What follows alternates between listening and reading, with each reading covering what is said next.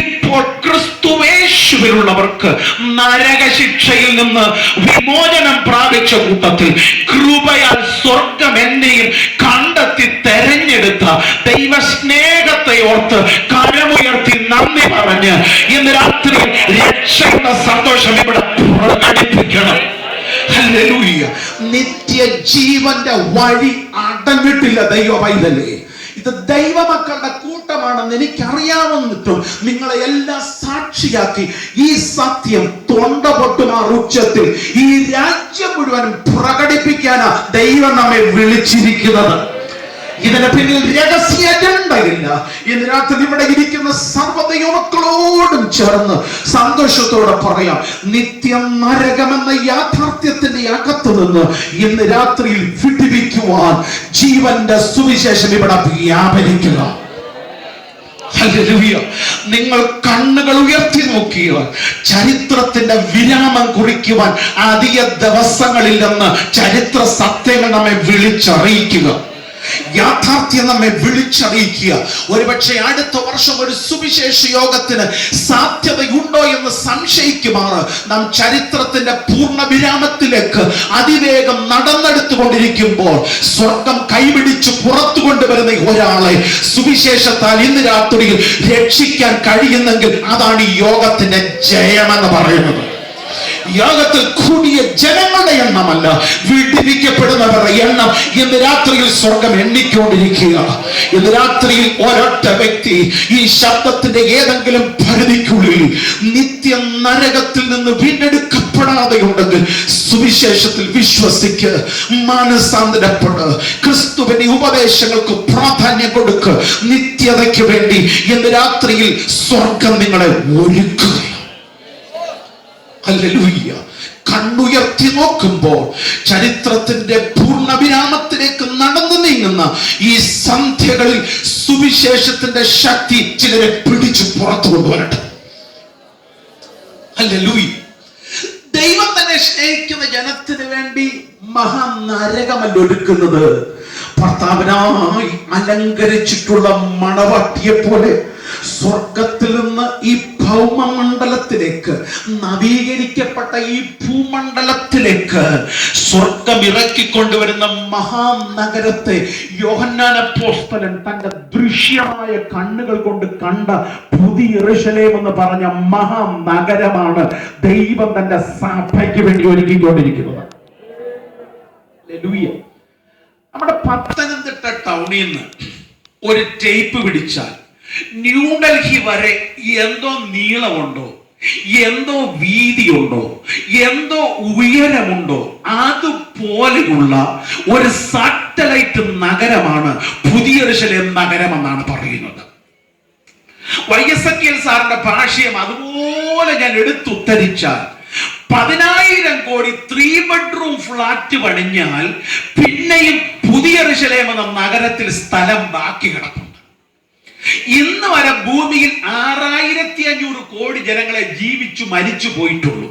അതുകൊണ്ട് അതിനകത്ത് സ്ഥലമില്ലെന്നും പറഞ്ഞ് വിഷമിച്ചാരും ഇരിക്കണ്ട, അതിനകത്ത് സ്ഥലം ആവശ്യത്തിനുണ്ട്. 10,000 കോടി ജനങ്ങൾക്ക് പാർക്കുവാൻ കഴിയുന്ന അതിവിശാലമായ ഒരു സാറ്റലൈറ്റ് നഗരമാണ് പുതിയ യെരൂശലേം എന്ന മഹാനഗരം. നമ്മുടെ ഭാരതത്തിൽ ഏതാണ്ട് 110 കോടി പുതിയ സെൻസസ് വരുന്നേയുള്ളൂ. നമ്മുടെ മഹാനഗരമായ മുംബൈയിൽ 1.25 കോടി, നവി മുംബൈ ഒഴിവാക്കിയാൽ 1.25 കോടി, നമ്മുടെ കൊൽക്കത്തയിൽ 1.5 കോടി, നമ്മുടെ ചെന്നൈയിൽ 1 കോടി കവിയുന്നു, നമ്മുടെ എറണാകുളത്ത് 75 ലക്ഷം കവിയുന്നു എന്നൊക്കെ പറയുന്നു. ഇന്ന് രാത്രിയിൽ ഒരു യോഗത്തിന് മഴയൊക്കെ ഉള്ള ദിവസം വരുന്നതിൽ മെച്ചപ്പെട്ട ഒരു ക്രൗഡ് ഈ യോഗത്തിൽ വന്നിട്ടുണ്ട്. എത്രയുണ്ടെന്നൊന്നും ഞാൻ മനക്കണക്ക് പറയുന്നില്ല. പക്ഷെ ഇന്ന് രാത്രിയിൽ നമ്മുടെ ഈ കൂട്ടം 1 കോടിയുമില്ല, 1 ലക്ഷവുമില്ല, 10,000 പിന്നെ 0 ഞാൻ കൂടുതൽ വെട്ടുന്നില്ല. ഇന്ന് രാത്രി നമ്മൾ ഇത്രയും ജനങ്ങൾ ഉണ്ടായിട്ട് നമ്മുടെ ഈ ക്രൗഡിനകത്ത് നമുക്ക് വെളിച്ചം തരാൻ എന്റെ കണ്ണിന്റെ മുമ്പിൽ ഫ്ലൂറസന്റ് 2 എന്റെ 4 ഭാഗങ്ങളിൽ ട്യൂബ് ലൈറ്റ് കുറഞ്ഞത് 25, എന്നിട്ടും വെട്ടം പോരാ എന്ന് പറഞ്ഞ് മനസ്സിൽ ചിന്തയുള്ള ആരെങ്കിലും കണ്ടേക്കാം. അപ്പൊ കുറഞ്ഞ പക്ഷം 25 വിളക്കെങ്കിലും ഈ സമൂഹത്തെ, കുഞ്ഞു സമൂഹത്തെ പ്രതിഫലിപ്പിച്ച് വെളിച്ചം കൊടുക്കാൻ ആവശ്യമാണെങ്കിൽ 10,000 കോടി ജനങ്ങൾ പാർക്കുന്ന ആ മഹാനഗരത്തെ പ്രകാശിപ്പിക്കുവാൻ എത്ര ട്യൂബ് ലൈറ്റ് വേണം? എത്ര ഹാലജൻ ലാമ്പ് വേണം? അത് പ്രവർത്തനം നിരതമാകണമെങ്കിൽ എത്ര പവർ സ്റ്റേഷൻ വേണം? എത്ര അറ്റോമിക് റിയാക്ടറുകൾ ആവശ്യമാണ്?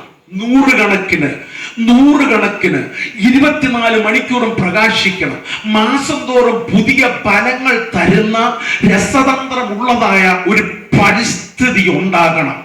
ആ നഗരത്തെ മുഴുവൻ എയർ കണ്ടീഷൻഡ് കാലാവസ്ഥയിൽ, രോഗമില്ലാത്ത അവസ്ഥയിൽ വരുത്തുന്ന ഒരു എൻവയൺമെന്റ് ഉണ്ടാകണം. ഇതിനാവശ്യമായ ഊർജവും വെളിച്ചവും ലഭിക്കുവാൻ എത്ര വെട്ടം വേണം?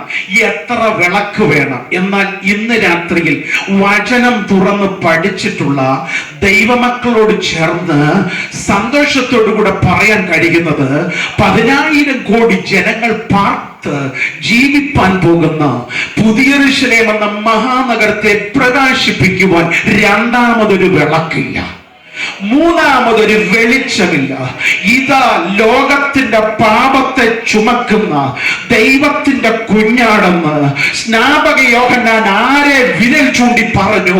ആ ദൈവ കുഞ്ഞാട് തന്നെ അതിന്റെ പ്രകാശമായിരിക്കും, അതിന്റെ വെളിച്ചമായിരിക്കും.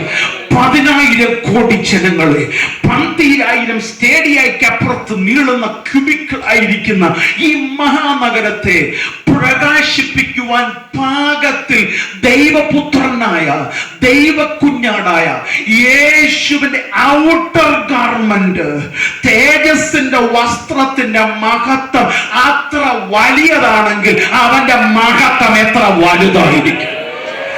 ഇന്ന് രാത്രിയിൽ അതുകൊണ്ടാണ് കുഞ്ഞു സ്തോത്രം പറഞ്ഞ് ഇവിടെ ഒന്ന് രക്ഷപ്പെടാമെന്ന് കരുതരുത്. സ്വർഗത്തിൽ ചെല്ലുമ്പോൾ ചിലപ്പോ നമുക്ക് നാണക്കേട് വരും.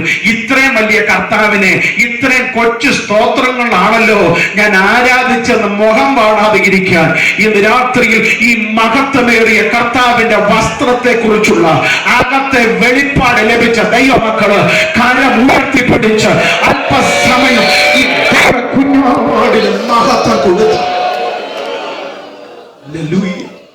ഒരു സ്തോത്രം കൂടെ പറയുന്ന ഒരു കാര്യം കൂടെ ഞാൻ പറയാം.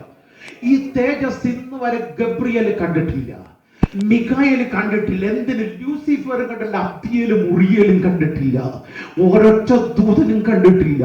തന്നെ സൃഷ്ടിച്ച ദൈവത്തെ കൺതുറന്ന് നോക്കിയപ്പോൾ ആദ്യമായി ആദം കണ്ടത് മൃഗജാലങ്ങളെയല്ല, സസ്യജാലങ്ങളെയല്ല, തന്നെ സൃഷ്ടിച്ച തേജസ്സേറിയ ദൈവത്തെ കാണാൻ പാകത്തിൽ മഹത്വമുണ്ടായിരുന്ന മനുഷ്യൻ അല്പനിമിഷങ്ങൾ കഴിഞ്ഞപ്പോൾ പിശാചിന്റെ കെണിയിൽ മഹത്വം നഷ്ടപ്പെട്ടവനായി പുറത്തിറങ്ങിയപ്പോൾ മഹത്വം യേശുവിലൂടെ തിരിച്ചു കൊടുക്കുന്ന തന്റെ മക്കൾ സ്വർഗോന്നതങ്ങളിൽ ചെല്ലുമ്പോൾ അവർ കൺതുറന്ന് ആദ്യമായി കാണാൻ പോകുന്നത് തങ്ക തെരുവീതി ആയിരിക്കയില്ല, അവരാദ്യമായി കാണാൻ പോകുന്നത് മരതകമില്ലായിരിക്കയില്ല, അവരാദ്യമായി കാണാൻ പോകുന്നത് 12 രത്നങ്ങളുടെ മഹാനഗരത്തിന്റെ സൗധങ്ങളായിരിക്കയില്ല.